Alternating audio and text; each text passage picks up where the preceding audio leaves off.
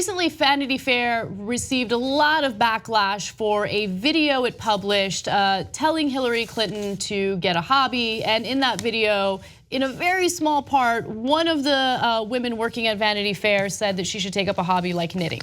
Now, people said that that was sexist. We had a conversation about it. I disagreed. I didn't think it was meant to be sexist.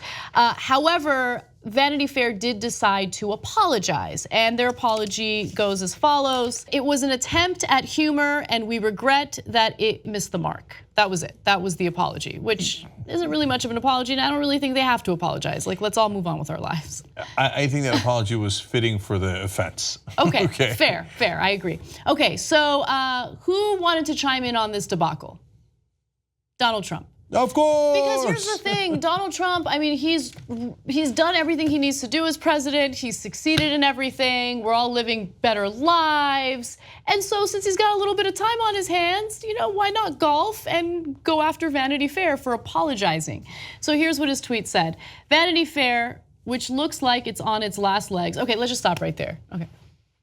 Is there anyone that he has criticized where he didn't include something about how their careers are over, or they're on their last leg, or their ratings are down? Like, that's like his go-to insult. Well, I'll tell you why, and why it's, even if you've got him committing a crime, it's gonna be super hard to get it, potentially super hard to get him out of office.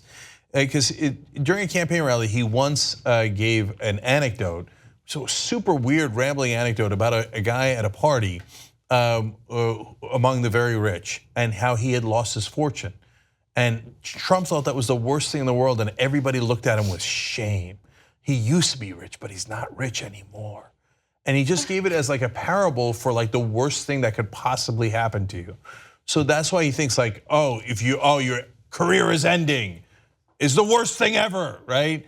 And that's his view of life. You're either winning or you're losing, and losers live in eternal shame. You're losing, dude. You're losing. You're chiming in on this ridiculous nonsense. You're losing. You're a loser already. You've lost. You're done. You're done. Okay. Anyway, let me read the rest of this ridiculous juvenile tweet. Vanity Fair, which looks like it's on its last leg, is bending over backwards in apologizing for the minor hit they took at Crooked Hillary, or Crooked H. Okay. They're not bending over backwards. They said that it was an attempt at humor, and we regret that it missed the mark. That's a shout apology. Oh, they're bending over backwards though. Okay. They're doing backflips. It was a big apology, a giant apology, like the giant ocean water that surrounds Puerto Rico, which is an island. Someone take Twitter away from him, please. It's embarrassing. Like, more than I'm embarrassed. I'm tired of being embarrassed, okay? I wish I was tired of winning, but I'm not. I'm tired of feeling embarrassed every day.